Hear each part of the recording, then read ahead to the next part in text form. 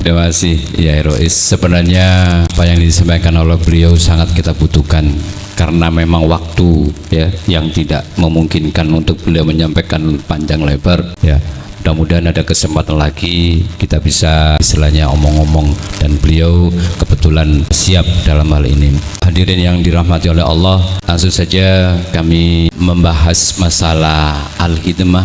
Kalau beliau tadi ketorikohan, bagaimana hubungan ruhanianya kita sebagai orang muhibbin, muridin, dan juga orang yang berada di luar itu juga bisa merasakan kenikmatan. Jamaah al-khidmah lah yang memfasilitasi itu.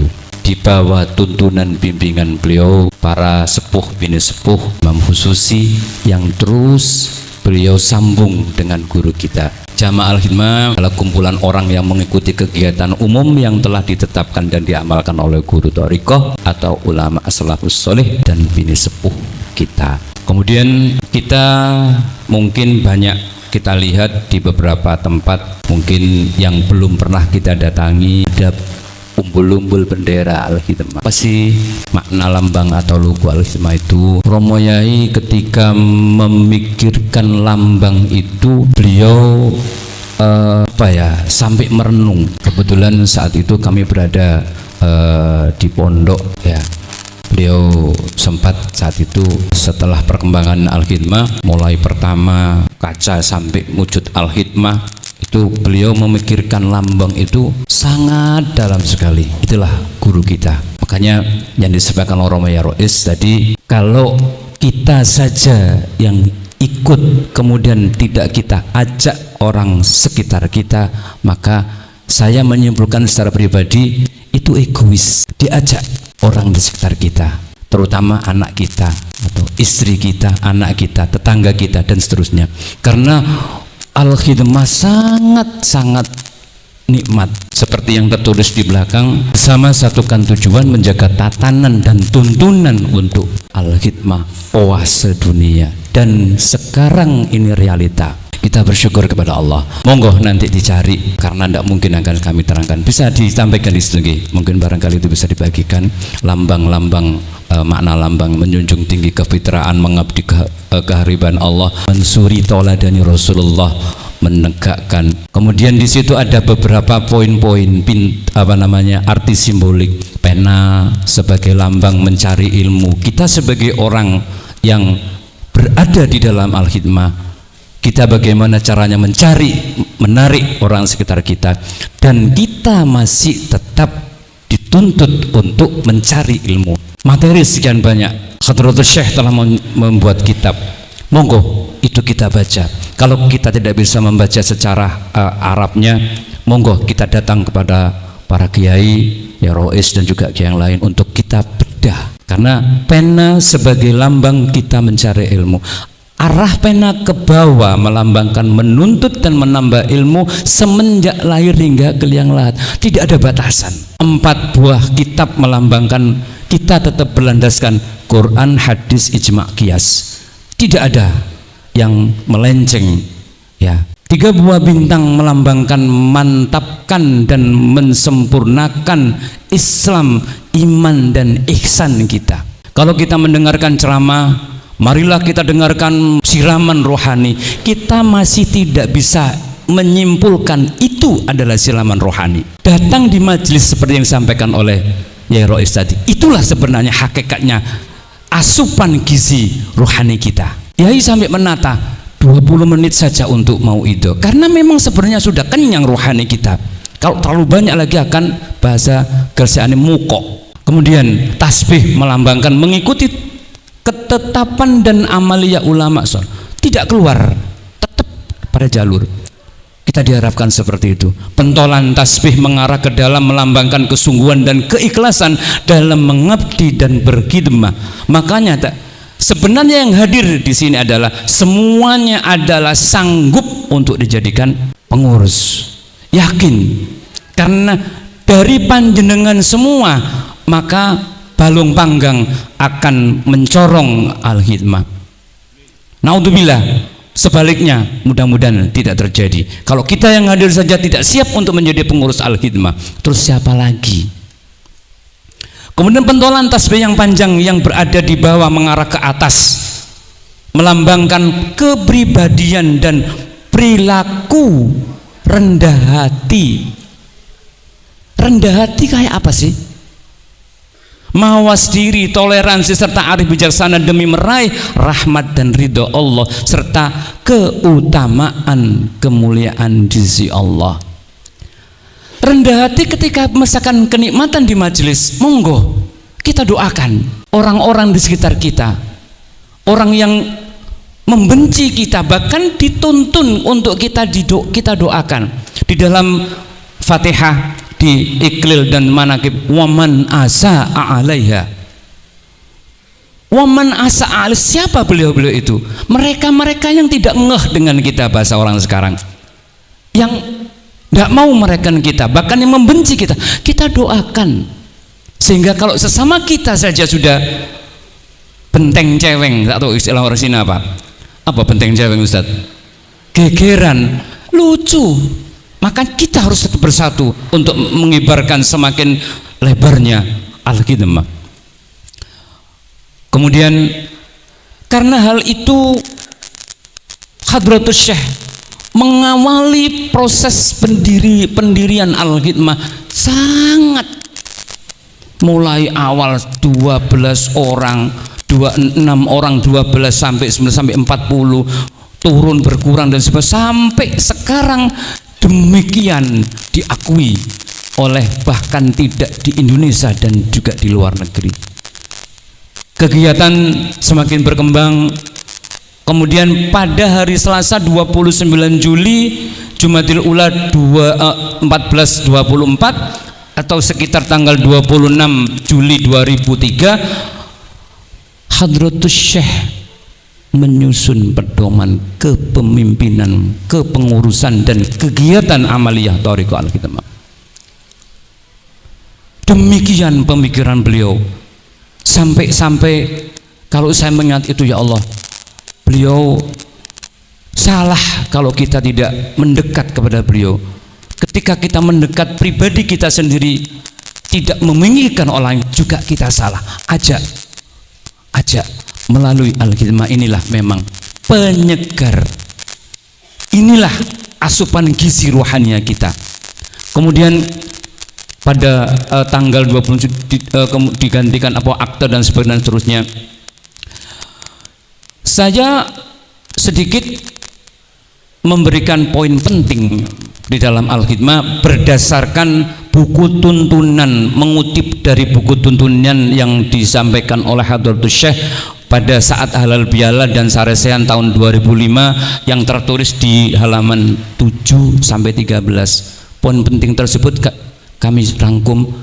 Al-khidmah adalah penyelenggara majelis dan pelaksana kegiatan. Mohon maaf kalau tadi ada istilah event organizer, blueprint, mohon maaf, saya akan memberikan istilahnya, kalau bisa tidak digunakan kalimat IO, kalau bisa tidak digunakan event organizer, karena event organizer adalah profit oriented, mohon maaf, sehingga saya pribadi kurang sependapat ketika event organizer dikatakan blueprint. Ngapunten sekali lagi, karena event organizer tanda kutip business oriented, profit oriented.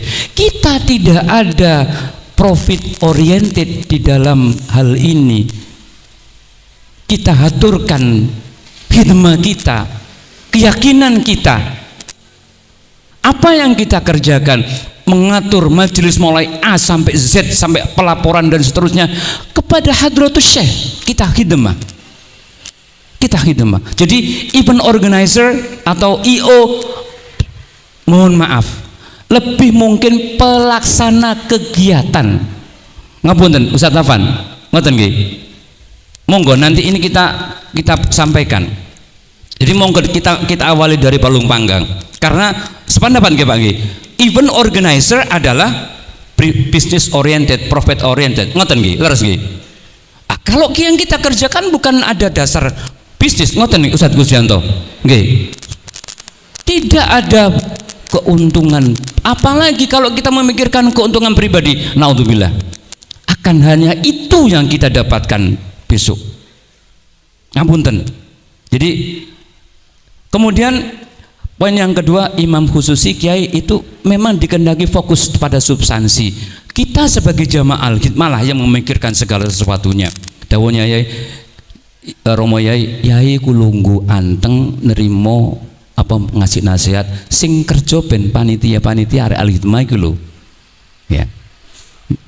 Kemudian Hadratus Syekh adalah sebagai penggagas dan pendiri pemilik Jamaah Al-Hikmah. Pada hakikat dan tujuan lahirnya jamaah adalah untuk bagaimana kita mau wujud gagasan tersebut apa? Menyelamatkan umat dalam kehidupan yang serba tidak pasti. Ini tertulis di dalam halaman 7. Banyak paparan di sana oleh Hadratus Syekh. Sing bener disalahno, sing salah dibenerno, ahlu.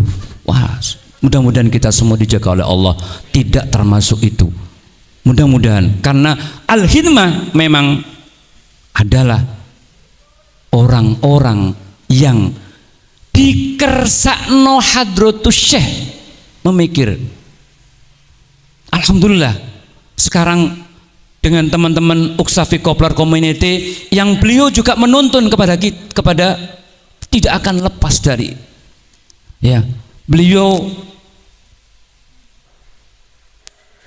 sangat getol, makanya akhirnya jamaah dan murid semakin banyak, makanya perlu adanya penanganan secara profesional. Kemudian dalam pemikiran cemerlang dan agungnya Hadratus Syekh, maka Hadratus Syekh menyusun buku pedoman yang itu harus kita ikuti,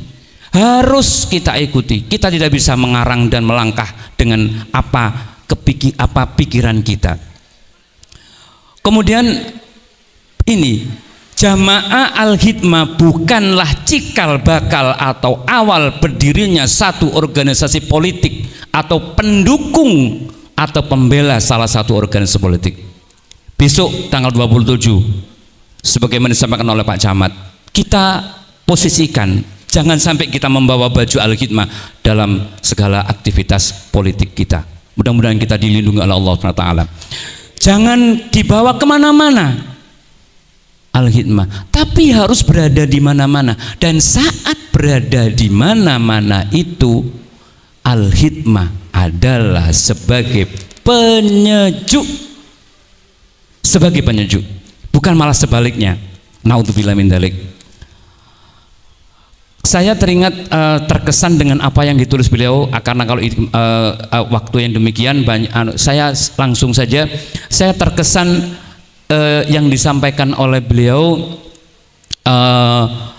masalah kalimat ini di slide ke-15, pengurus Al-Hikmah ibarat seekor burung. Banyak fenomena yang terjadi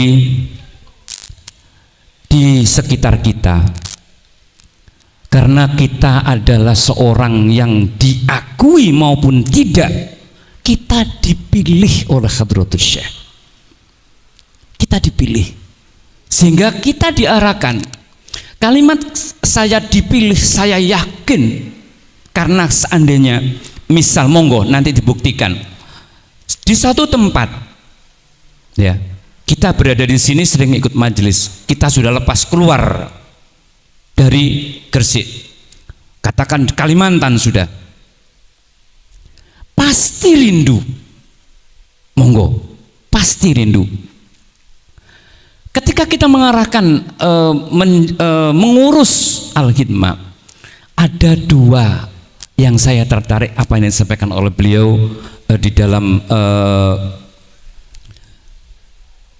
buku tuntunan dan bimbingan di halaman 27. Diibaratkan pengurus Al-Hikmah itu seekor burung yang terbang tinggi, mungkin kurang R-nya itu gitu.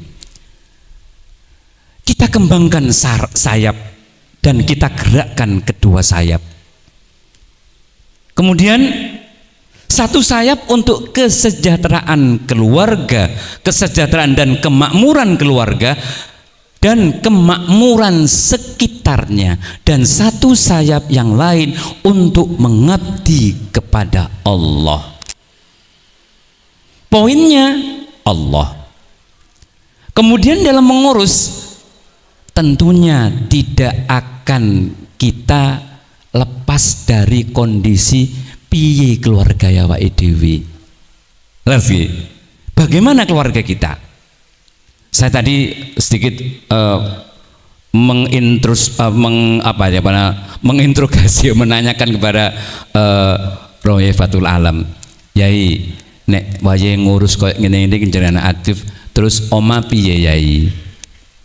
Beliau memberikan jawaban yang sangat ini patut kita contoh, sehingga tidak terjadi pengurus al-hidmah kemudian ada permasalahan dengan keluarga tentang hal-hal yang diurusnya.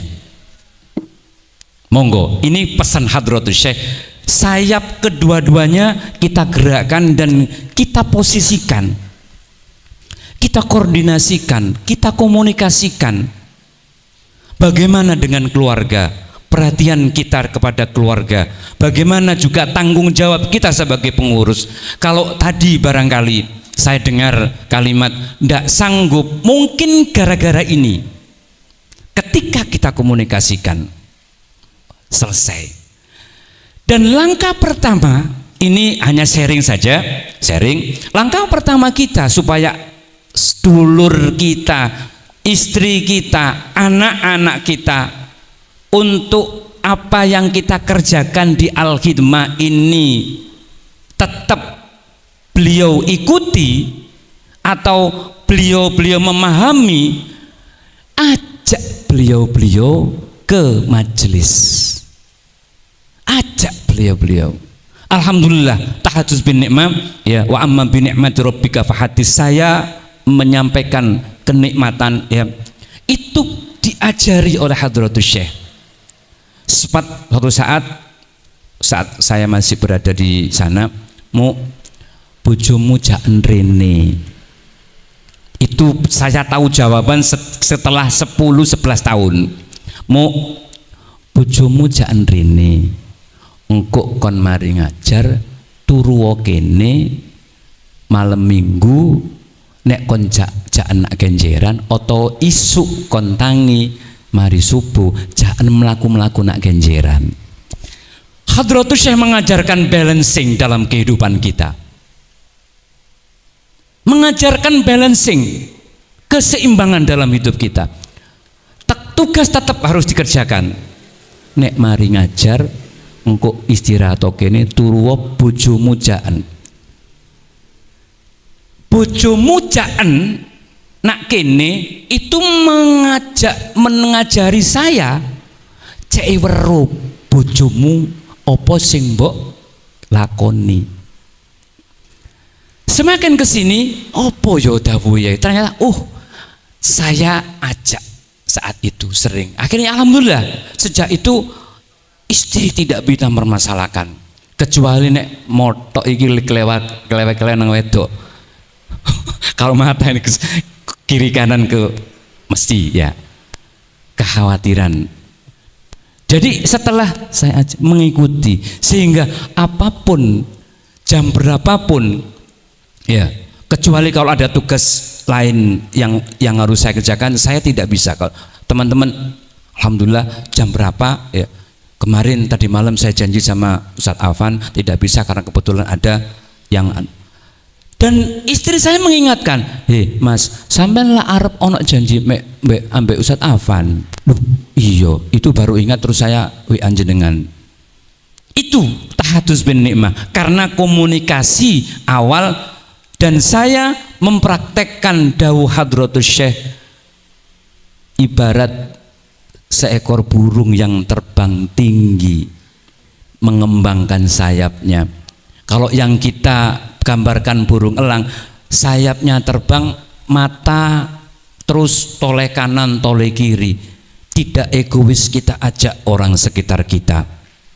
Kita coba untuk bareng-bareng kita doakan. Ketika tidak bisa hadir, kita ajak juga melalui doa seperti apa yang disampaikan oleh Yai Rois tadi. Para jamaah hadirin dedawuh ya, banyak kita dapatkan dari media-media sosial. Monggo kita serapi ya, kita ikuti, karena beliau yang patut kita nut ya, patut kita nut, tidak melebih-lebihkan. Kalau wah itulah kultus individu, bagi pribadi iya wajib buat saya mengkultus individu beliau pribadi nih. Nanti monggo panjenengan derek monggo, tidak saya pribadi, karena beliaulah yang menyelamatkan saya, maka beliau harus. Kita semua bisa selamat ketika kita di dalam kendaraan beliau. Apa yo al-hidmah danok mane nakon tidak bisa ya. Jadi itu Bapak, Saudara, Ibu, para kiai, ngapunten, masih banyak sebenarnya, tapi waktu yang tidak bisa kompromi karena masih juga ada acara yang lain. Saya pribadi, kami pribadi memohon maaf yang sebesar-besarnya apabila ada kesalahan-kesalahan dalam kami menyampaikan ya. Insyaallah kalau kita berada di dalam al-hidmah, kita akan selamat. Sebagaimana Pak Samad tadi menyampaikan, mudah-mudahan fenomena yang terjadi sekarang tidak terjadi di teman-teman al-hidmah. Pak Camat sampai memesankan hal itu, dan statement beliau, kitalah yang mengawal di lingkungan kita. Monggo melalui apa? Majelis diajak, khususi tidak hanya untuk murid yang sudah di beat, leres ya ini, khususi tidak hanya untuk kita ajak, monggo biar merasakan ketenangan. Karena orang-orang di sekitar kita adalah butuh doa kita dan butuh perhatian kita, butuh kasih sayang kita, butuh kelenturan kita, butuh pelayanan kita, untuk kita bersama-sama dalam barisan Hadratus Syekh sampai dipertemukan oleh beliau dengan Rasulullah, dituntun beliau dan Rasulullah menghadap kepada Allah. Kurang lebihnya mohon maaf, barangkali ada kekurangan-kekurangan, ngapunten Yai, pok pilih wonten lancang kula anggenipun paring informasi ihdinas siratal mustaqim. Kekurangan adalah dari kami dan kelebihan adalah semata-mata dari Allah berkat bimbingan dari guru kita. Assalamualaikum warahmatullahi wabarakatuh.